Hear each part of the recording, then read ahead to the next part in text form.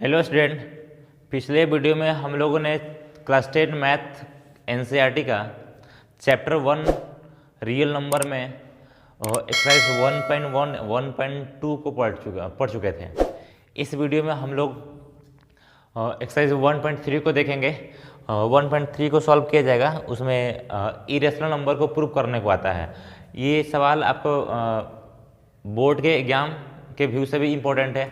लगभग हर साल एक आध छोड़ दिया जाए तो हर साल लगभग आपसे पूछ दिया जाता है कि √2 या √5 या √3 एक अपरिमेय संख्या है, इसे प्रूव कीजिए। कहता है कि सिद्ध कीजिए कि √5 एक अपरिमेय संख्या है, चाहे √2 एक अपरिमेय संख्या है या √3 एक अपरिमेय संख्या है। इस टाइप के सवाल आपको बोर्ड में अक्सर आता रहता है, ठीक ना। तो ध्यान से हम पढ़ेंगे, अच्छे से समझेंगे इसको कि भाई √2 को, √3 को या √5 को कैसे प्रूव करते हैं इरेशनल नंबर या अपरिमेय संख्या, ठीक ना। चलिए, आपका एनसीईआरटी का जो पहला सवाल है एक्सरसाइज 1.3 का, तो एक्सरसाइज 1.3 का पहला सवाल क्या कहता है कि सिद्ध कीजिए कि √5 एक अपरिमेय संख्या है। सिद्ध क्या करना है आपको कि √5 क्या है, एक अपरिमेय संख्या है, ठीक ना। चलिए हम सिद्ध करते हैं, देखते हैं कि भाई इसको कैसे सिद्ध करेंगे, कैसे स्टेप्स आएंगे, कैसे लिखेंगे हम लोग। देखिए, सब चीज़ें आसान है, बस थोड़ा सा आराम से समझने की ज़रूरत है उसको, ठीक। हम लोग इसको कंट्राडिक्शन मेथड से सॉल्व करेंगे। जो सिद्ध करना होगा, कंट्राडिक्शन का मतलब हुआ कि हमें पूछ रहा है कि अपरिमेय संख्या प्रूव करना है, लेकिन हम इसको उल्टा मान के चलेंगे, मतलब परिमेय संख्या मान के चला जाएगा कि √5 एक परिमेय संख्या है। हम जो बात मानेंगे फिर लास्ट में जाकर हम अपनी ही बात को गलत ठहरा देंगे, मतलब कि हम परिमेय संख्या मान के चलेंगे, फिर बाद में जाकर लास्ट में कि हम अपनी ही बात को गलत ठहरा देंगे मतलब कि ये परिमेय संख्या नहीं है। जब परिमेय संख्या नहीं होगा तो क्या होगा, लास्ट में अपरिमेय हो जाएगा। चलिए, अगर संभव है तो मान लीजिए √5 क्या है, एक परिमेय संख्या है।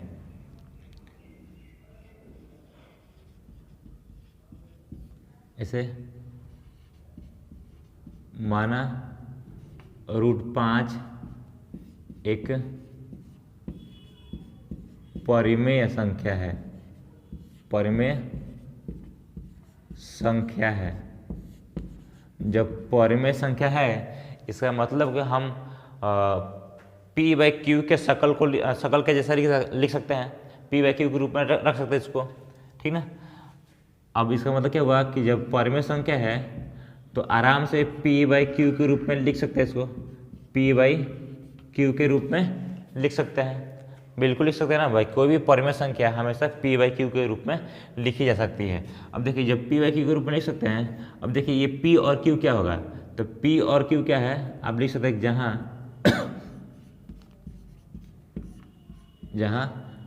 P और Q दो पूर्णांक है। कैसा है, दो पूर्णांक है, और साथ में क्या Q का वैल्यू, नीचे वाला का वैल्यू 0 नहीं होता है भाई। 0 होगा तो परिमेय संख्या ही नहीं बन पाएगी, ठीक ना। और एक और बात कि P और Q क्या है, P और Q दो P और Q क्या है, सहअभाज्य है, सहअभाज्य पूर्णांक है, सहअभाज्य पूर्णांक है। इस बात को ध्यान देंगे कि P और Q कैसा है, पूर्णांक है, तो सहअभाज्य। अब इसका मतलब समझिए, सहअभाज्य का मतलब क्या हो जाता है, ठीक ना। देखिए क्या होता है सहअभाज्य का मतलब, देखिए ये जो टर्म है ना सहअभाज्य का मतलब, आपने अभाज्य संख्या पढ़ा होगा, अभाज्य संख्या पढ़ा होगा ना।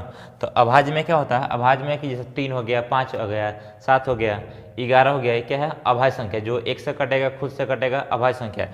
लेकिन सहअभाज्य का मतलब कि वो दो संख्या है, मतलब कि ये संख्या का जोड़ा होगा, दो संख्या साथ में आएगा, वे दो संख्या है जिनका कॉमन फैक्टर, मतलब उभयनिष्ठ गुणनखंड जो कॉमन नंबर होगा उन दोनों में वो सिर्फ एक होगा, ठीक ना। वो दोनों नंबर सिर्फ एक के अलावा किसी से ना कटेंगे। दो नंबर का पेयर या दो नंबर का ग्रुप समझिए, जो सिर्फ 1 से कटता होगा, उसको बोलते हैं सहअभाज्य संख्या। जैसे आपका 3 हो गया, 5 हो गया। देखिए 3 और 5 किससे कटेगा, चाहे 3 और 4 भी हो सकता है। देखिए ना 3 और 4 होगा, 3 किससे कटेगा, 1 से कटता है, 4 भी 1 से कटेगा। मैं दोनों सेम नंबर से कटना चाहिए, तो दोनों सेम नंबर से और किसी नंबर से नहीं कटेगा सिवाय 1 के, मैंने 1 से कटेगा। मतलब यह यूँ समझे कि दो नंबर का अगर HCF 1 आता है तो उसको बोलते हैं सह अभाज्य संख्या। सह अगर क्या है HCF इनका अगर 1 आ जाएगा तो बोलेंगे सह अभाज्य संख्या ना। तो तो आप नीचे भी लिख सकते हैं कि आप इसको नीचे लिख लो यहाँ पे, ठीक है ना, कि P और Q दो सह अभाज्य संख्याएं हैं ना। अर्थात P और Q में एक के अतिरिक्त कोई उभयनिष्ठ गुणनखंड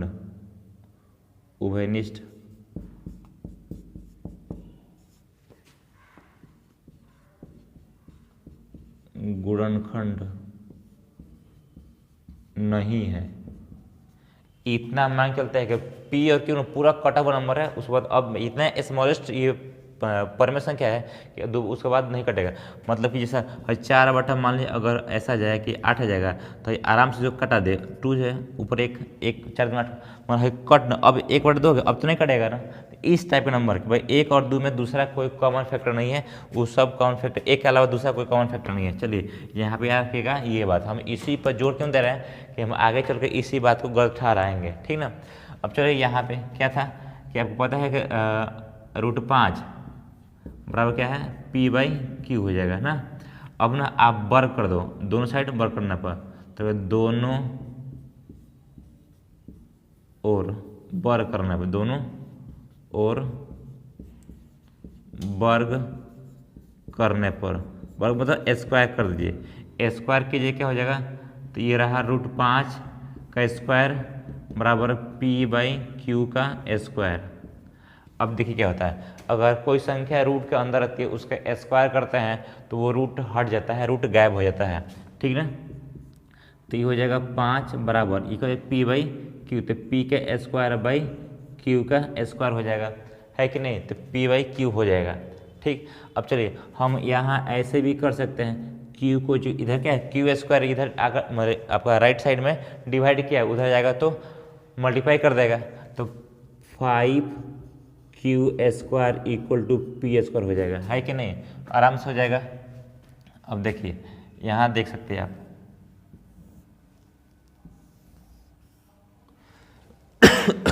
अब क्या, अब देखिए Q है ना वहाँ पे जो Q² को वहाँ छोड़ दीजिए, तो Q² क्या हो जाएगा P²/5 कर सकते हैं। Q को वहाँ छोड़ दीजिए, 5 क्या है नीचे उधर मल्टीप्लाई किया तो 5 नीचे मल्टीप्लाई किया उधर मतलब मल्टीप्लाई किया तो इधर आइएगा तो इक्वल के दूसरे साइड जाएगा तो डिवाइड हो जाएगा, ठीक ना। अब क्या हुआ यहाँ पे Q, देखिए अब क्या हो रहा है यहाँ पे, यानी कि इसमें देखा जाए कि P² में 5 डिवाइड करता है तो हमें क्या आता है Q² आता है, P² में 5 डिवाइड करता है तो Q² आता है। मतलब क्या कि P² 5 से विभाजित है, P² 5 से विभाजित है ना। अगर कोई संख्या P अगर मान लो P² 5 से विभाजित है तो P भी 5 से विभाजित होगी, इसलिए P भी 5 से विभाजित है, विभाजित होगी, ठीक ना। P भी 5 से विभाजित होगी, पक्का है। जैसे मान लीजिए अगर यह 8 है और 8 क्या 8 को 4 से भाग कर देते हैं, 8 4 से भाग हो जा रहा है, कितना 4 दूनी 8 हो गया, तो क्या हम 8 का जो स्क्वायर कर देंगे, 8 का स्क्वायर भी 4 से, यानी कि 8 का स्क्वायर कितना होगा 64 होगा, 64 भी 4 से कट जाएगा, कितना होगा 4 एकम 4, यहाँ 2 हो जाएगा, ये कितना 4 एकम 4 कर लो, और 2 6 चौके 24 हो जाएगा, 16 बार में कट जाएगा, 16 चौके 64, ठीक ना। तो अगर कोई संख्या देख लो, अगर कोई संख्या किसी संख्या से कट जाती है तो उनका स्क्वायर भी उस संख्या से कट जाएगा। कोई भी देख लो, से मान लो 3 है तो 3 से कटता है तो 3 का स्क्वायर हो जाएगा, 3 का स्क्वायर कितना आएगा 9 आएगा, तो 9 भी 3 से कट जाएगा, 9 भी 3 से कट जाएगा। यानी कोई नंबर किसी संख्या से कट जाती है तो उनके स्क्वायर भी उसी संख्या से कट जाएगी। तो पी स्क्वायर क्या हुआ, 5 से विभाजित है तो पी स्क्वायर पी भी 5 से विभाजित हो जाएगी, ठीक ना। अब चलो बाबू, अब सेम काम करना। अब बस जो P भी 5 से विभाजित होगी तो पक्का है कि भाई P में 5 से भाग लग रहा है, जब भाग लगेगा तो कुछ तो आएगा ना कुछ आएगा। इसको मान लो K, मान लीजिए K। जब K मान लीजिए तो मान लीजिए कोई पूर्णांक है K, जहाँ K कोई पूर्णांक मान लीजिए, कोई पूर्णांक है, पूर्णांक मान के चलिए। अब जब K मानिएगा तो P का वैल्यू कितना होगा, 5K हो जाएगा ना, P का वैल्यू 5K हो जाएगा। अब क्या करते हैं, अब P के वैल्यू को या तो आप इसमें रख दो, अच्छा है, अब इसमें यहाँ रखो, P के वैल्यू को क्या कर दो यहाँ पे इक्वेशन, इसको मानते हैं फर्स्ट, इक्वेशन फर्स्ट में रख दीजिए, ठीक ना। अब फर्स्ट में यहाँ पे रख दो या यहाँ भी रख सकते हो, ठीक ना। चलो इसी को मान लो, ये वाला इसी एक नंबर मान लो, ठीक ना। चलो अब करना क्या कि P बराबर 5 के समीकरण समीकरण एक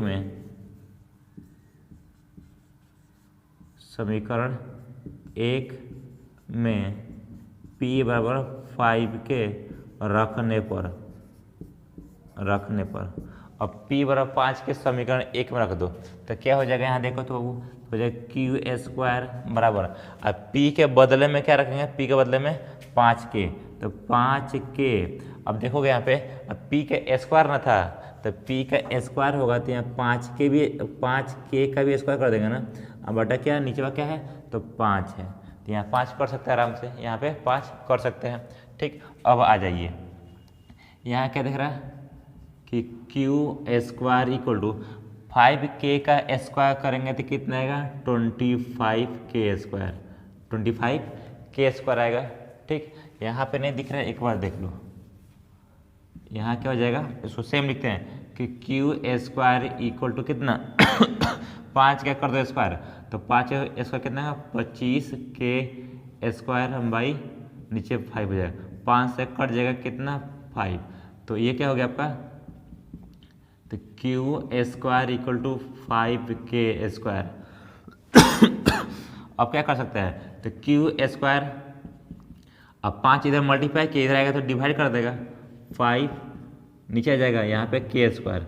ये क्या देख रहे हैं कि क्यू स्क्वायर है ना, उसमें 5 से भाग करते हैं तो K स्क्वायर आता है। इसका मतलब क्या कि क्यू स्क्वायर 5 से विभाजित है, विभाजित है, क्यू स्क्वायर 5 से विभाजित है। जब 5 से विभाजित क्यू स्क्वायर है तो इसलिए क्यू भी 5 से विभाजित होगी, ठीक ना। अब देखो बाबू क्या होता है, अब देखो हमने यहाँ पे क्या दिखाया था आपको, ये देख लो ना, ये लाइन आपको, ये लाइन देख लो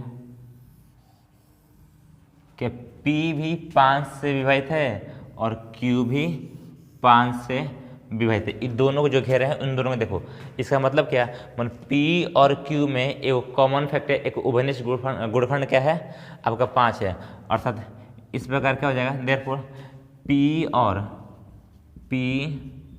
और Q में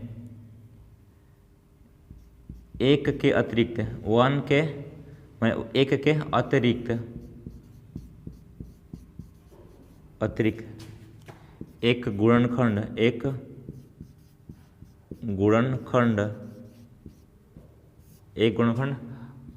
5 भी है।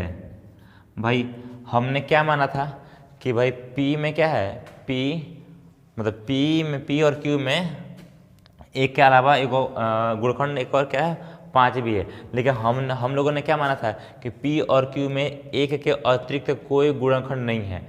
इसका मतलब क्या है, हमारी मान्यता के खिलाफ है। हम जो बात माने थे उसके उल्टा आ रहा है। जब ये उल्टा आएगा तो इसका मतलब कि हमारी जो मान्यता गलत हो जाएगी। परंतु क्या होगा, यहाँ देख सकते हैं, लेकिन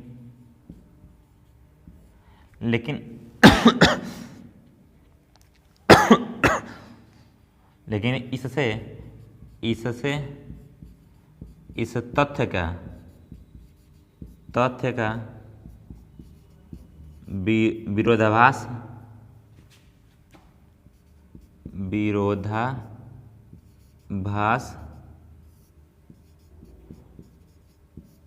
प्राप्त होता है कि प्राप्त होता है कि ए और बी, मतलब ए का ए नहीं, पी और क्यू में एक के अतिरिक्त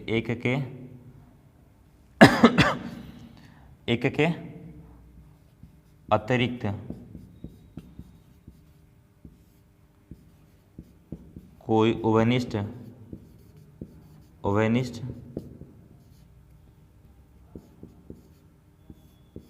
गुणनखंड नहीं है। मतलब आप सुन लीजिए, मतलब इसमें क्या होगा, P और Q में भाई हमारा P और Q में एक के अलावा एक और गुणनखंड मिल गया। इसका मतलब हम जो पहले माने थे कि P और Q में एक के अलावा कोई उभयनिष्ठ गुणनखंड नहीं होगा, लेकिन हमारी मान्यता को तो गलत कर दिया भाई, मतलब उसका विरोधाभास ना, उसका तो खिलाफ आ रहा है। लिखे वही कि लेकिन इससे इस तथ्य का विरोधाभास प्राप्त होता है कि P और Q में एक के अतिरिक्त कोई उभयनिष्ठ गुणनखंड नहीं है। इसका मतलब भाई हम क्यों ऐसा आ रहा है, तो यह विरोधाभास हमारे ना यह विरोधाभास हमारा गलत मान्यता के कारण आ रहा है। हम लिख सकते हैं कि यह विरोधाभास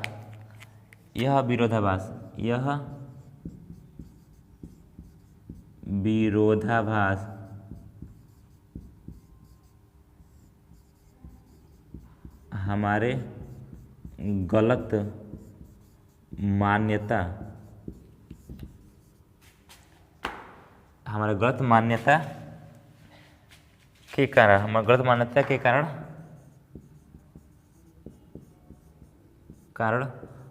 प्राप्त होता है। ठीक भाई, हम गलत माने थे, तो क्या गलत माने थे कि √5 एक परिमेय संख्या है, ये गलत हुआ ना। अर्थात लिख सकते हैं कि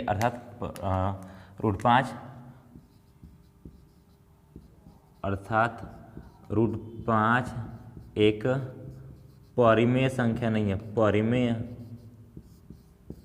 संख्या नहीं है।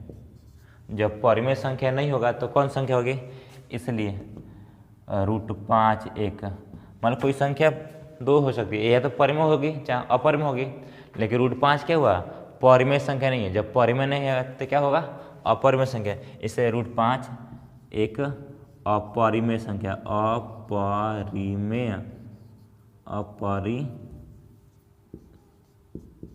संख्या है।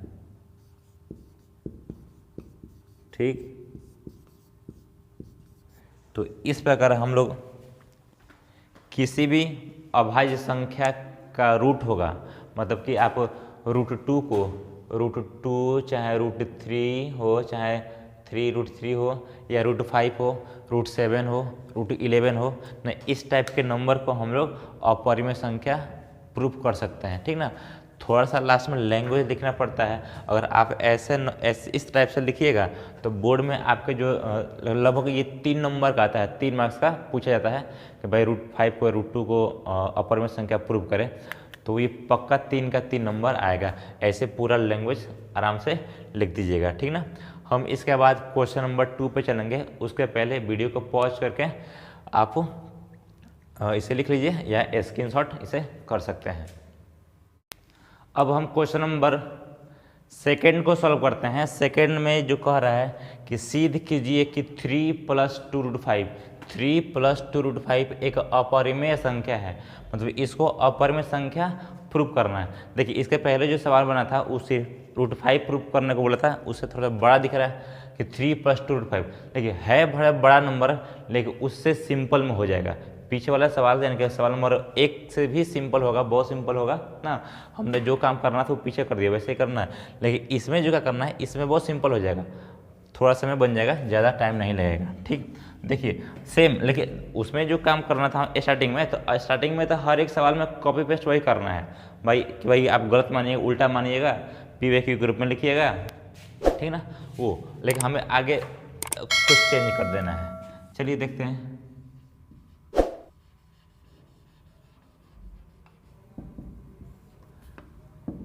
देखिए बाबू इसमें फिर माने कैसे कि माना जैसे स्टार्टिंग में 2-3 लाइन जो हर एक सवाल में सेम रहेगा, स्टार्टिंग में 2-3 लाइन हर एक सवाल में सेम रहेगा, सेम कॉपी पेस्ट कर देना है कि माना 3 + 2 √5 एक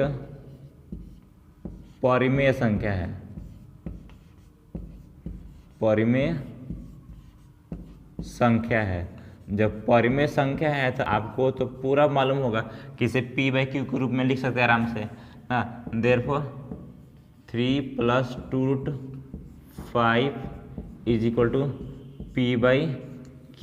इसको PYQ के रूप में लिख सकते हैं ना।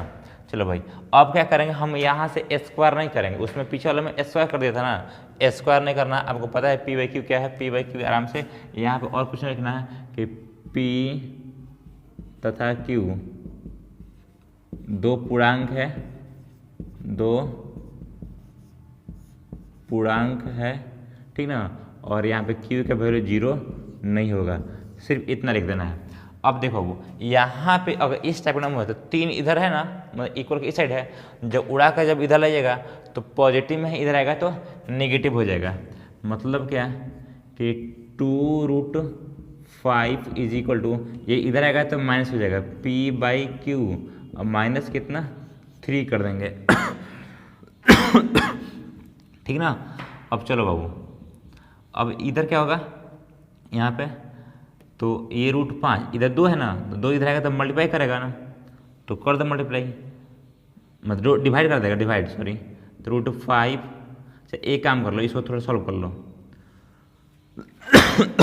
चाहे नहीं भी करते हो ना, आराम से देखो ना, है सब में 2-2 से भाग कर दो ना, इसमें भी 2 से भाग कर दो, तो है 2 से भाग करोगे क्या हो जाएगा, तो √5 हो जाएगा। चाहे यह समझो कि 2 इधर ला दिए, ला देंगे तो P/ यहाँ पे हो जाएगा 2Q, ये इधर मल्टीप्लाई किया तो इधर आकर डिवाइड कर देगा, माइनस इसमें भी तो करेगा दोनों साइड, तो 3/2 हो जाएगा। 3/2 मतलब ये ला दिए इसमें, या यूँ समझो कि हर एक स्टेप में, हर एक टर्म में 2 से भाग कर दिया, 2 से भाग किया तो 2 कट गया, इसमें भाग किए तो 2 यहाँ लग गया, इसमें भाग किए 3/2 हो गया, ठीक ना।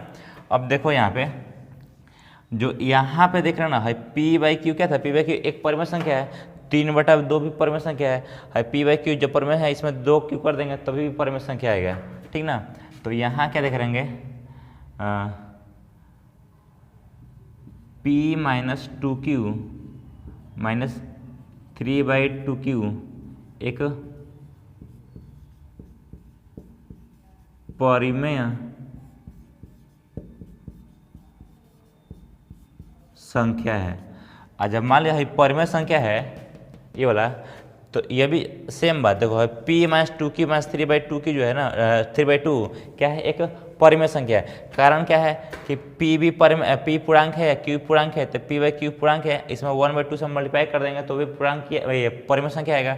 अब फिर परिमेय संख्या में से किसी परिमेय संख्या घटाएंगे तो परिमेय संख्या ही आता है। इसका मतलब ये जो दिख रहा है ना, वो सब क्या हो गया, पूरा का पूरा आपका ये जो पार्ट है ये परिमेय संख्या हो गया, ये परिमेय संख्या है। और जब परिमेय संख्या है तो इसी के न बराबर √5 है। इसका मतलब क्या है कि √5 एक परिमेय संख्या है, मैं इसके हिसाब से √5, इसका मतलब क्या हो गया, मैंने से √5 एक परिमेय संख्या, परिमेय संख्या है ना। लेकिन आपको पता है, लेकिन क्या होता है, √5 क्या परिमेय संख्या होता है, अभी जस्ट प्रूफ किए हैं। √5 क्या होता है, एक अपरिमेय संख्या होता है, लेकिन √5 एक अपरिमेय संख्या है, अपरिमेय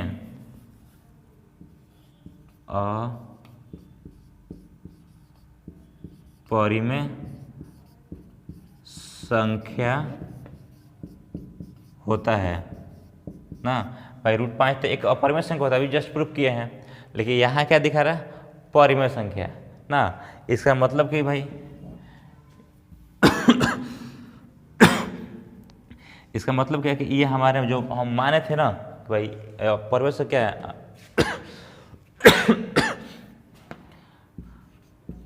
यह हमारे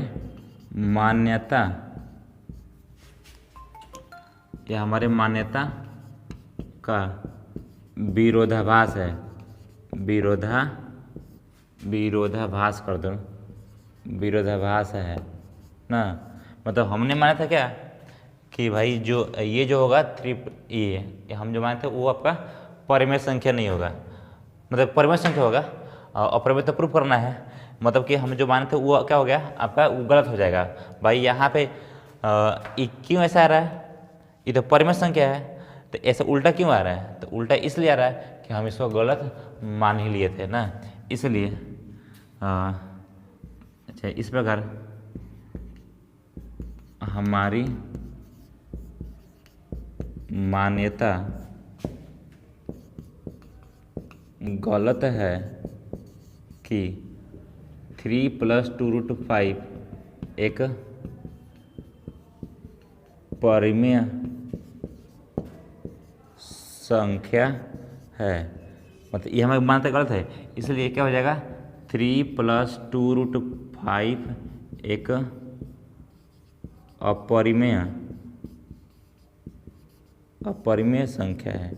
इसका मतलब ये हो जाएगा आपका अपरिमेय संख्या हो जाएगा, ये आपका आंसर हो जाएगा। ठीक, आप आराम से इसको लिख लीजिएगा या स्क्रीनशॉट कर लीजिए। हम अगला क्वेश्चन फिर बताते हैं।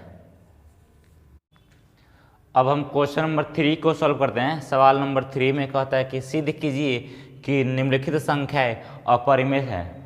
उन्हें 3 सवाल दिया है, एक में दिया 1/√2, फिर दूसरा में दिया 7√5 और तीसरा में दिया 6 + √2 अपरिमेय संख्या। इन तीनों को प्रूव करना है। चलिए बारी बारी से करते हैं, एक एक पहला करते हैं इसको, ठीक ना। तो भाई पहला मान लीजिए आपका सवाल पहला बनता है, ठीक ना। सवाल 1 नंबर देख लीजिए, क्या 1/√2 के लिए चलते हैं। अब जैसे सब में कहा था कि सब में उल्टा मानना है कि भाई अपरिमेय संख्या प्रूव करना है, उल्टा मानो। क्या मानना है, मान लो ऐसे माना 1/√2 एक परिमेय संख्या है, परिमेय संख्या है। जब परिमेय संख्या है तो आराम से 1/√2 को हम लोग क्या ले सकते हैं, P/Q के रूप में लिख सकते हैं। यहाँ लिख सकते हो क्या, P और Q दो पूर्णांक है, और क्या पूर्णांक है कर देना, और Q का वैल्यू 0 के बराबर नहीं है, ठीक ना। ऐसे कर दो। अब थोड़ा सा एक काम करो यहाँ पे, इसको क्रॉस करा दो, क्रॉस मल्टीप्लाई कितना होगा, क्रॉस मल्टीप्लाई। चाहे इसको पलट दो तो तब पलटोगे तो क्या हो जाएगा, इधर √2 हो जाएगा। पलटने का मतलब इसका रेसिप्रोकल, √2 ऊपर चल जाए 1 नीचे आ जाए, तो 1 तो नहीं लिखते नीचे में, मैंने ऐसा आ जाएगा इक्वल टू क्या, ये Q ऊपर जाएगा, P नीचे आएगा, ठीक ना। 1 छोड़ दो इसको ना। अब यहाँ क्या देख रहे हो भाऊ, जैसे मान लो अगर 3/2 कोई परिमेय संख्या है तो 2/3 भी तो परिमेय संख्या है। अगर P/Q परिमेय संख्या है, P/Q परिमेय संख्या था तभी तो हम लोग उसको लिखे थे, इंटीजर है P और इंटीजर है, P/Q हुआ तो परिमेय संख्या हुआ। इसको पलट देंगे तो भी परिमेय संख्या हुआ। अगर 3/2 परिमेय संख्या है तो 2/3 भी परिमेय संख्या होगा। उसी प्रकार अब है क्या हो गया, ये तो परिमेय संख्या है ना, लेकिन ना कि P और Q पूर्णांक है, इसलिए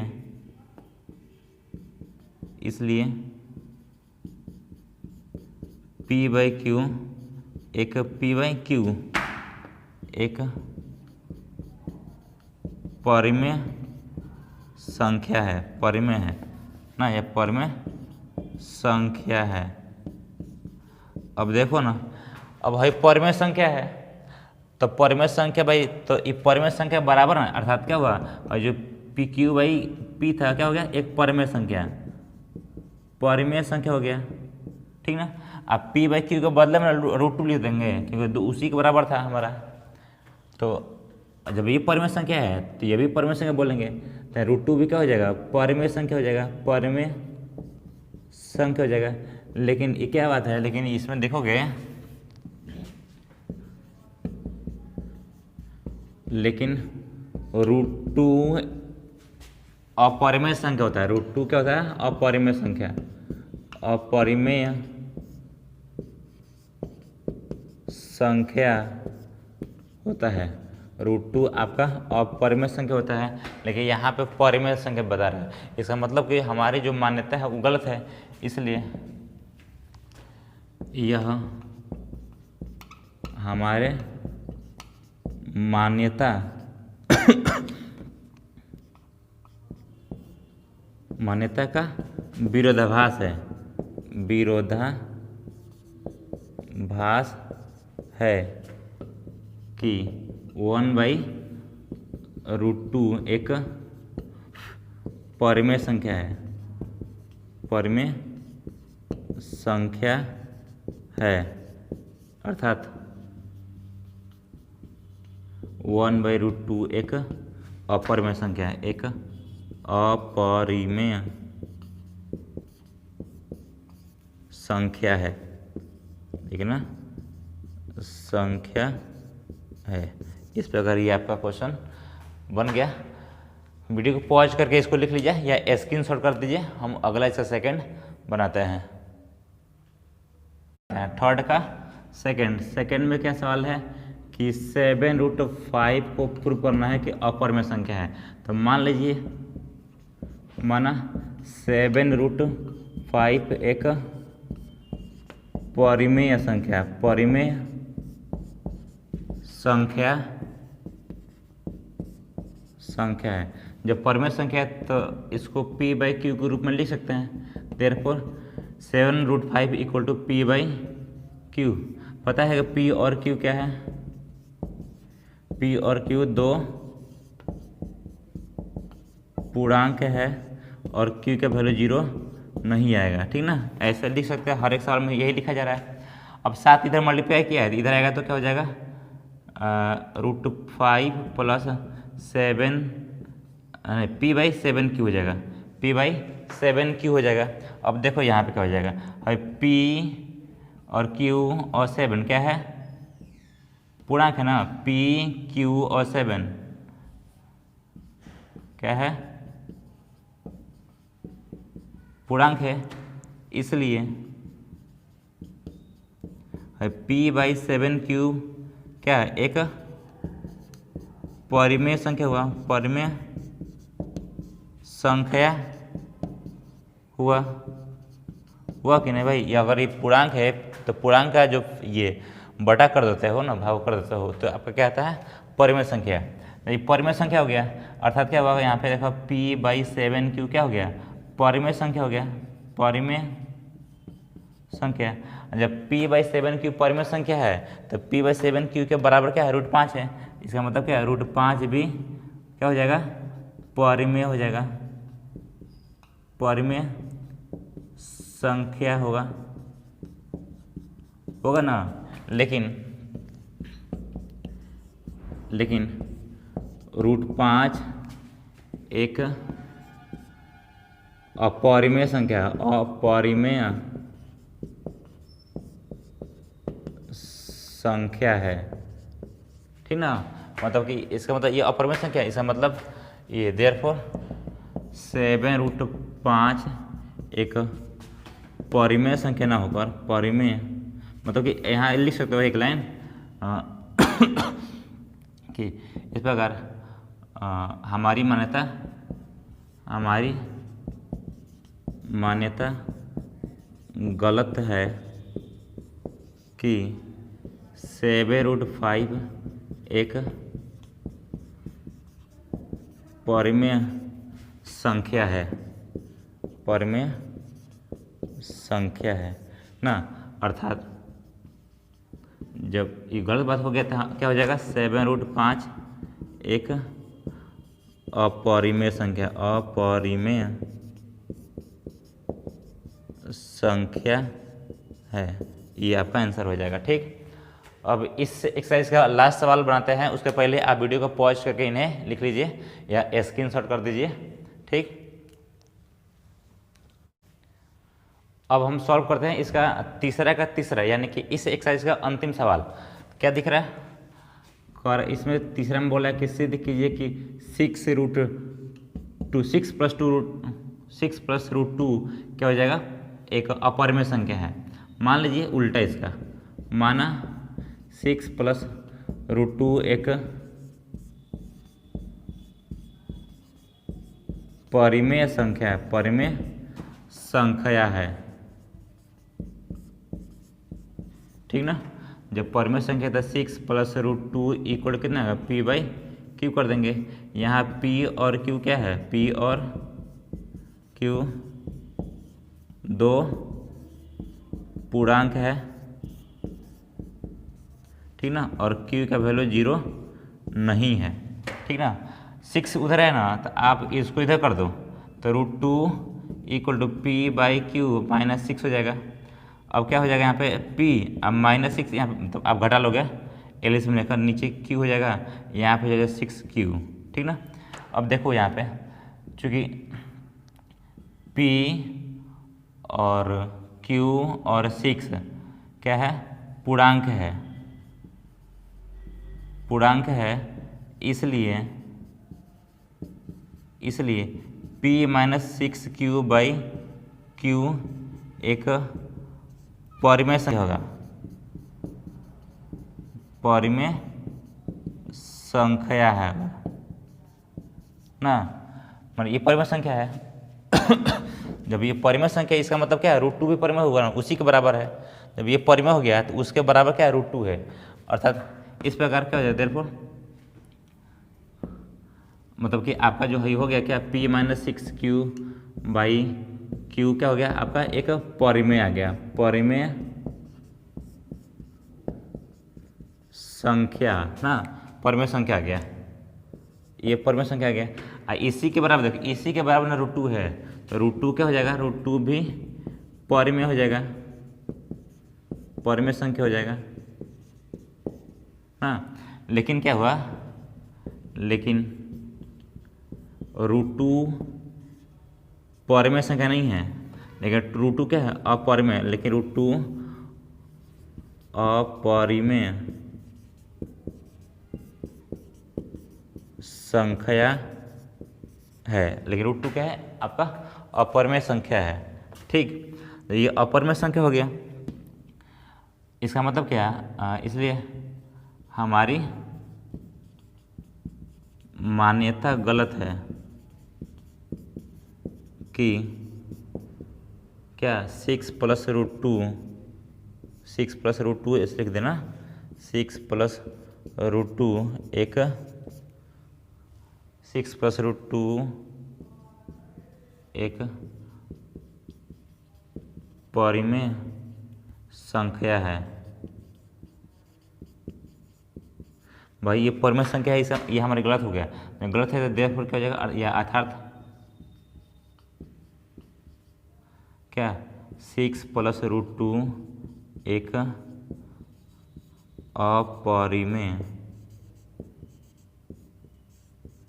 संख्या है।